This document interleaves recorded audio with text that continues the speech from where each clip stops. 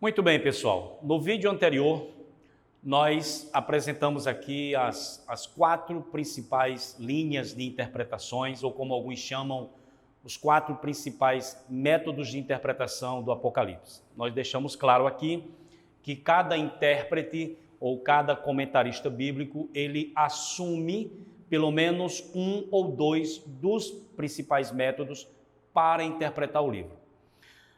Agora, tão importante quanto você conhecer os métodos para a interpretação, é necessário também conhecer o contexto histórico no qual o livro de Apocalipse foi escrito.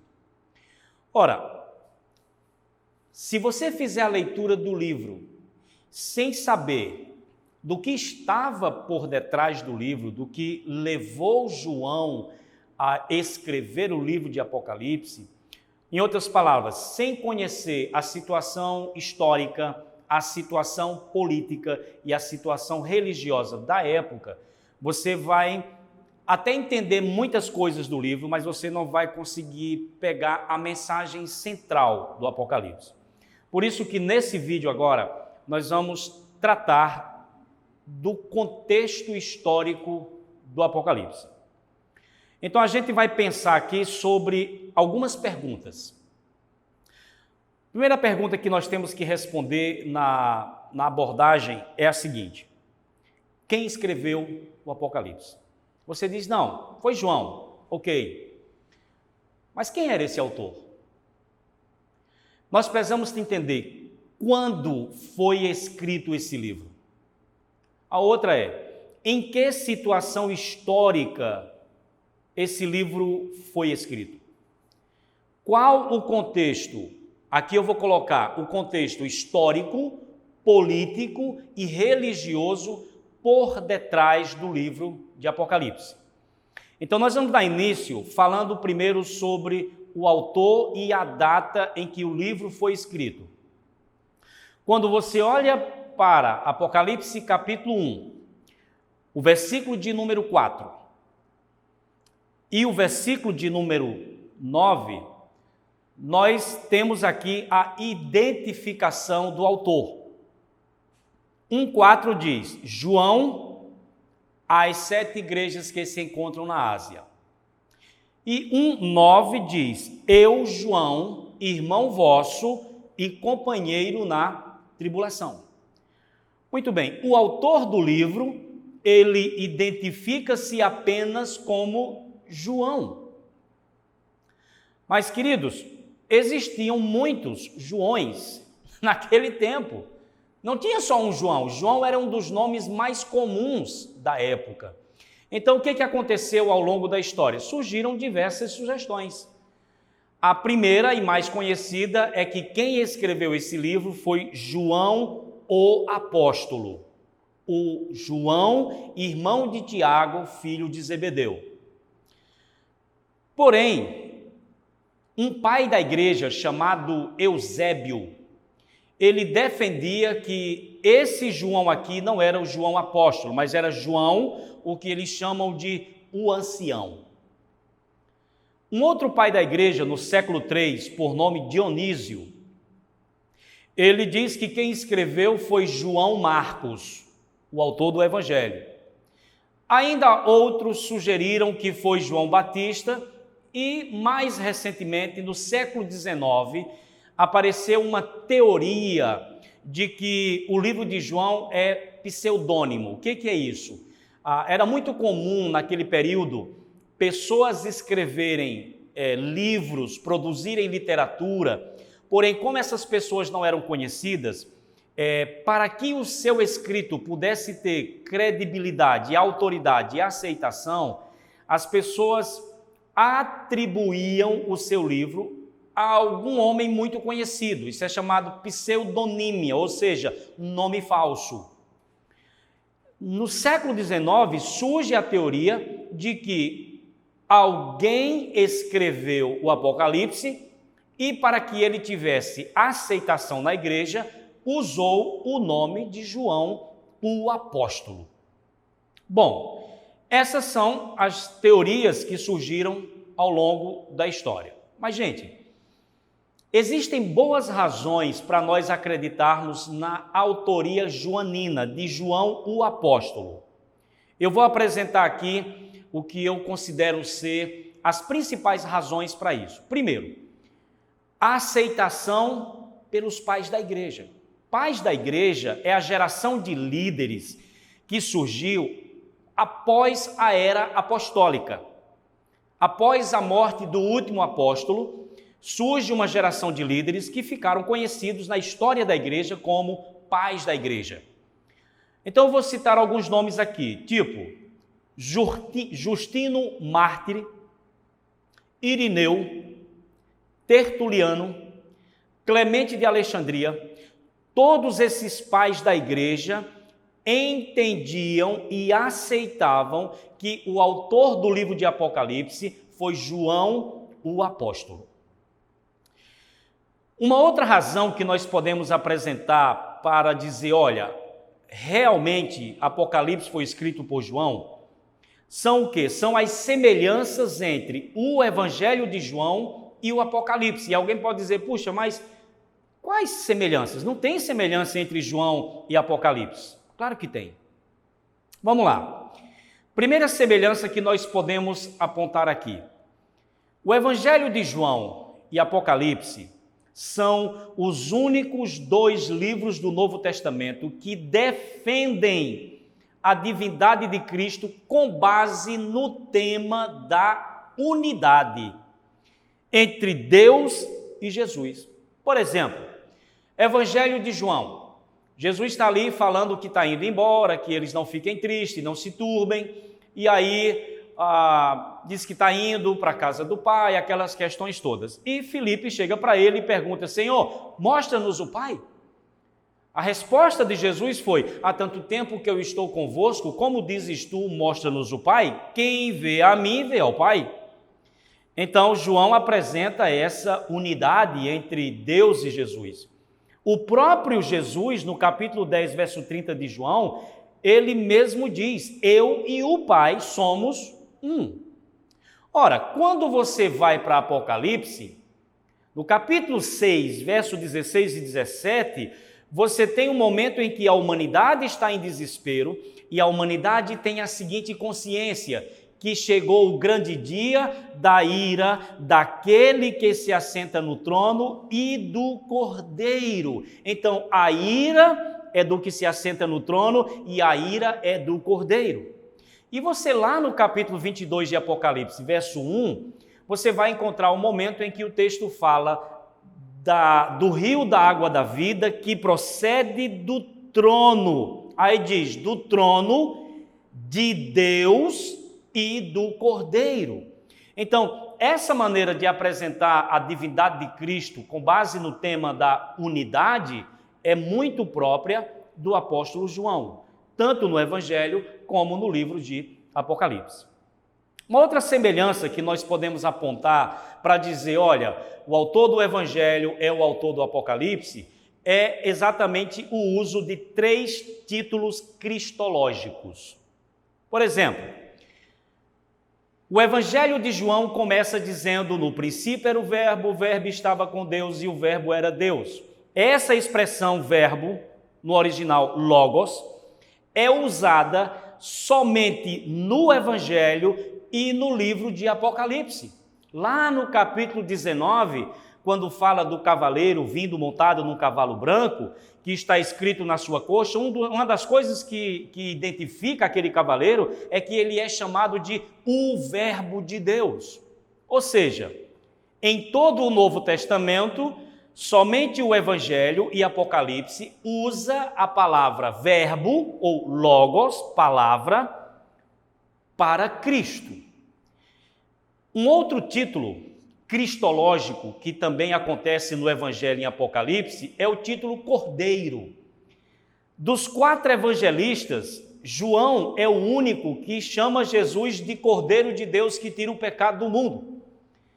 E o livro de Apocalipse, você tem o uso da palavra Cordeiro o tempo todo com referência a Cristo. Então isso indica que nós estamos diante de um único autor. E o terceiro título que é bem específico de João e que está em Apocalipse, é o título Filho do Homem. Ok? Então, tudo isso apontam para a mesma autoria. Uma outra coisa é o tema da missão. O tema missão é muito comum em ambos os livros. E os termos do tipo conquistar, guardar a palavra, guardar os mandamentos, habitar, sinal, testemunho, verdadeiro, todos esses termos são muito característicos do Evangelho de João e são encontrados todos eles em Apocalipse. Então, de forma resumida, as evidências internas, que são essas que eu acabei de mencionar, elas confirmam o testemunho externo dos pais da igreja. Os pais da igreja aceitavam que era João o apóstolo. E o próprio texto de Apocalipse vai apresentar muitas semelhanças com o Evangelho de João. Portanto, nós vamos trabalhar o nosso estudo de Apocalipse com esse pressuposto de que o autor do Apocalipse é João o apóstolo, o mesmo autor do Evangelho ou do quarto Evangelho. Ok? Depois de termos falado sobre o autor, nós precisamos pensar agora sobre a data. Em que data o livro de Apocalipse foi escrito? Você tem aqueles que defendem que o livro de Apocalipse foi escrito no período do governo do imperador Nero, que foi do ano 54 ao ano 68. E você tem aqueles que defendem que o Apocalipse foi escrito posteriormente, durante o governo de Domiciano, outro imperador romano, que governou do ano 81 ao ano 96. Então, para nossa informação, do século II até o século XVIII, a data que prevaleceu e que era mais aceita entre os cristãos era que Apocalipse foi escrito do ano 81 até entre o ano 81 e 96, durante o governo de Domiciano.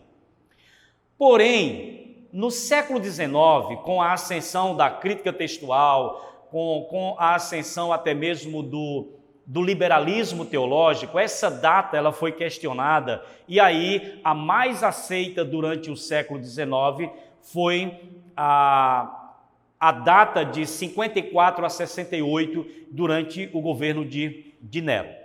E os argumentos que se utilizou para dizer isso é que a única e verdadeira perseguição aos cristãos se deu no período de Nero. Então, Apocalipse só pode ter sido escrito nesse período.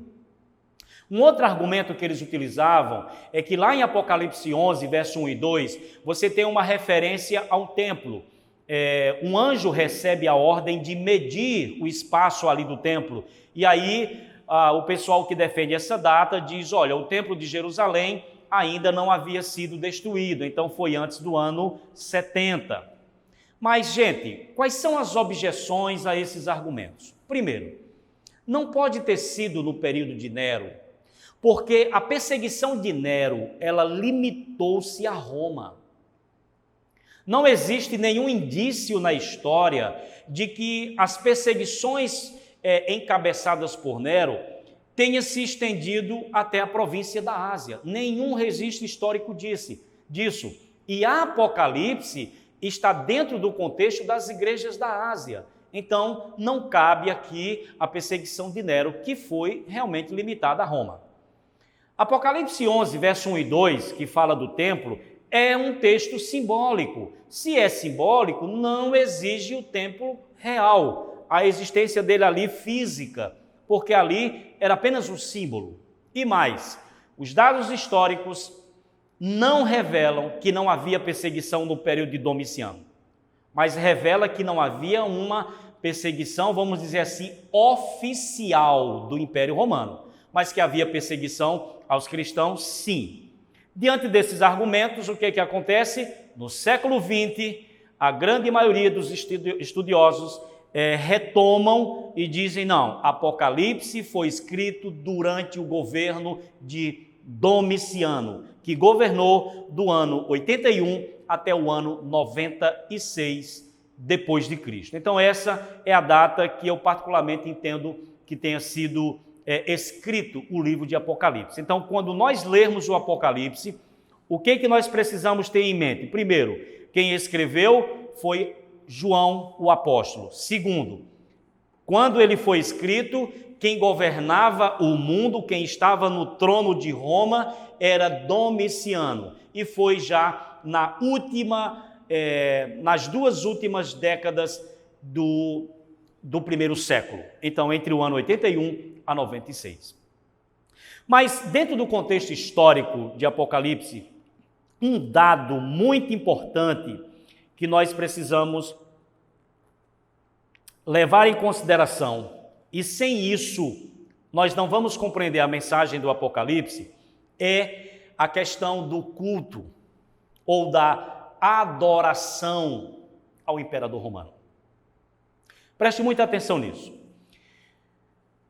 A adoração ao imperador romano começou com a deificação de Júlio César e Augusto César, que foram seguidos por Cláudio e por Vespasiano. Qual era o costume romano da época? Era deificar o imperador após sua morte. Então, o imperador morria, o Senado se reunia e declarava ou deificava ou declarava a divindade daquele imperador. E a partir de então, ele era adorado por romanos e por todos aqueles que estavam debaixo do governo romano como Deus. No caso de Tibério e no caso de Cláudio, eles não aceitaram ser deificados durante a vida, certo? Nero não foi deificado, nem durante a vida, nem durante a morte, embora ele desejasse muito isso. Então, no período em que o Apocalipse foi escrito, no período do Domiciano, estava muito mais desenvolvido o culto ao imperador. E olhe, na Ásia Menor era mais predominante, especialmente nos dias de Domiciano, do que no tempo de Nero. Agora, quando nós pensamos no culto e na adoração ao imperador, nós temos que pensar o seguinte: qual era a finalidade política desse culto? A finalidade desse culto, queridos, era expressar a profunda gratidão e lealdade das províncias ao império e ao imperador. Então, quando as províncias aceitavam aquele imperador como uma divindade e praticavam o culto a esse imperador, as províncias estavam dizendo que elas eram profundamente agradecidas a Roma pelo que estava fazendo por eles e que eram leais ao imperador romano. Então, o imperador e a deusa Roma eram adorados e reverenciados por causa da sua benevolência para com as províncias. Haviam muitos benefícios do governo romano para as províncias romanas. E aí, por causa dessa benevolência, tanto Roma, a capital, era considerada uma deusa, como o seu líder principal, o imperador, era considerado um deus. Mas vamos lá. Quando você olha para o capítulo 1 de Apocalipse, no versículo de número 4 e versículo de número 9, 10 e 11, o texto diz que João deveria escrever e enviar para as 7 igrejas que se encontram na Ásia. Aqui nós estamos falando da Ásia Menor, que hoje é apenas uma parte de um país chamado Turquia. Preste atenção nisso. A Ásia era o epicentro do culto ao imperador. Só para vocês terem uma ideia, as cidades na Ásia elas disputavam o privilégio de construir um templo. A primeira cidade que conseguiu esse feito foi a cidade chamada Pérgamo. Depois de uma grande disputa, Pérgamo ganhou o direito de construir, no ano 29 a.C., o primeiro templo em homenagem ao imperador romano na Ásia. Durante o reinado de Tibério, durante o ministério de Cristo, a cidade de Esmirna também ganhou o direito de abrigar o segundo templo imperial na Ásia. E durante o reinado de Domiciano, a cidade de Éfeso erigiu um terceiro templo imperial. Daí você já tem uma ideia: Pérgamo, Esmirna e Éfeso. 3 das 7 cidades para onde o Apocalipse foi endereçado. Entre eles predominava, e a Ásia era o epicentro desse culto ao imperador.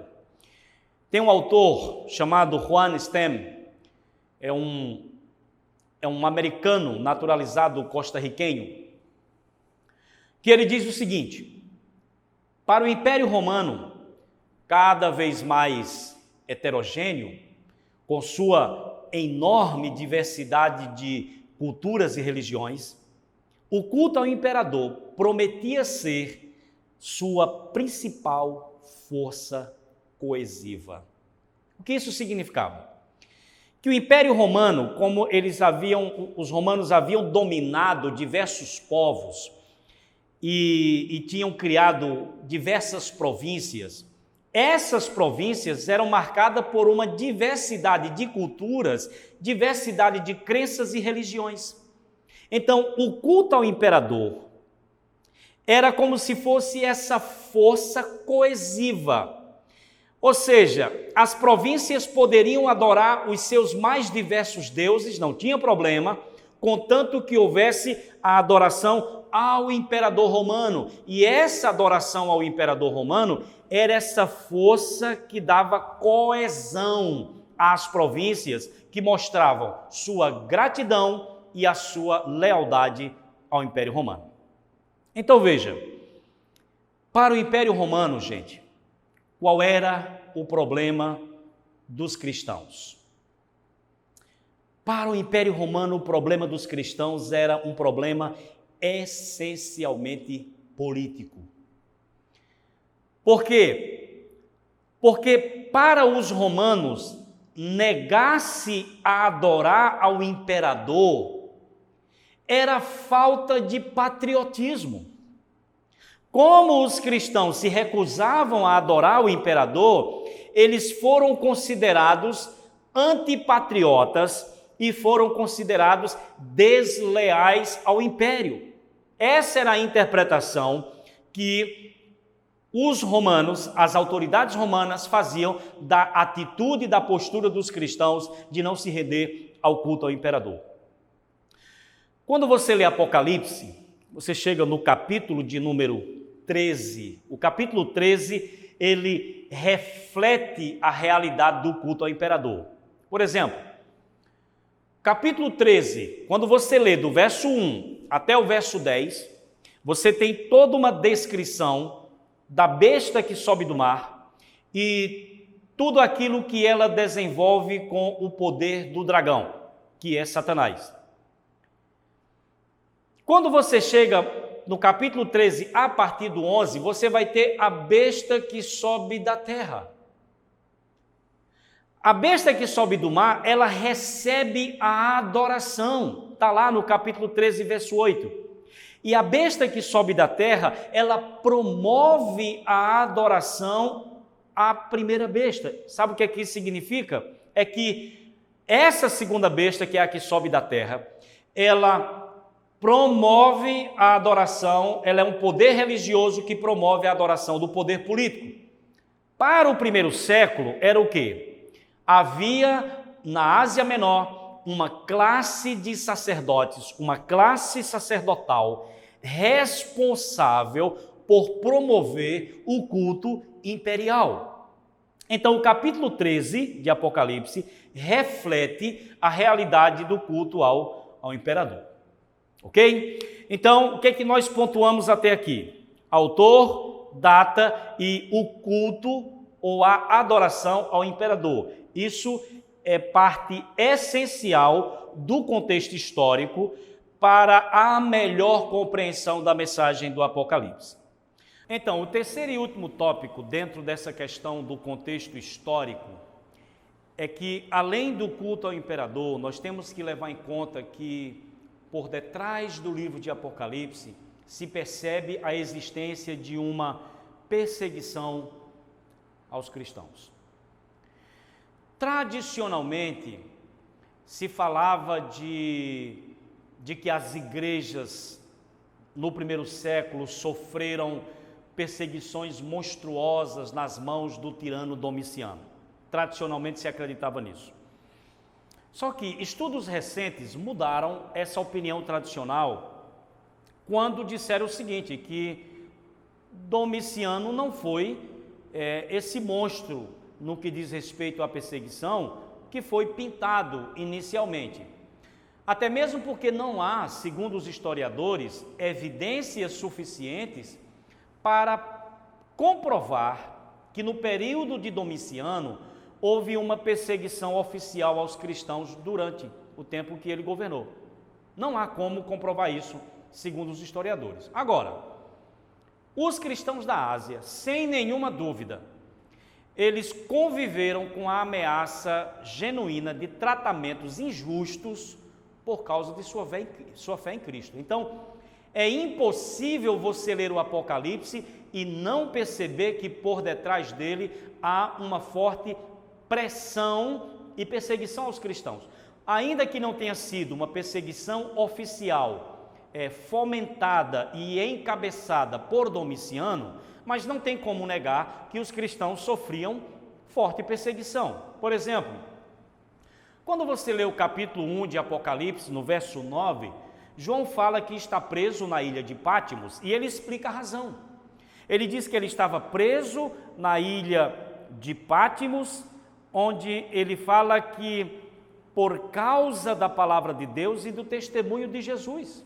Gente, a ilha de Pátimos não era uma ilha paradisíaca, como a gente sempre imagina que são as ilhas. A ilha de Pátimos era uma ilha pelada, era uma ilha vulcânica. A ilha de Pátimos era uma ilha onde existiam muitas minas de cobres. E para quem era mandado para a ilha de Pátimos? Os romanos mandavam para a ilha de Pátimos especialmente os prisioneiros políticos. Pátimos era uma colônia prisional dos romanos. Então João, ele estava nessa ilha e ele diz, eu estava lá por causa da palavra de Deus e do testemunho de Jesus, o que isso indica que João foi mandado para lá porque a sua pregação acerca de Jesus, do Cristo, o Rei, era uma pregação considerada politicamente subversiva para os romanos. Então, João estava preso por causa do seu testemunho do Evangelho. Quando você lê as cartas, as 7 cartas, elas revelam um certo grau de oposição externa. Por exemplo, quando você pega o capítulo 2,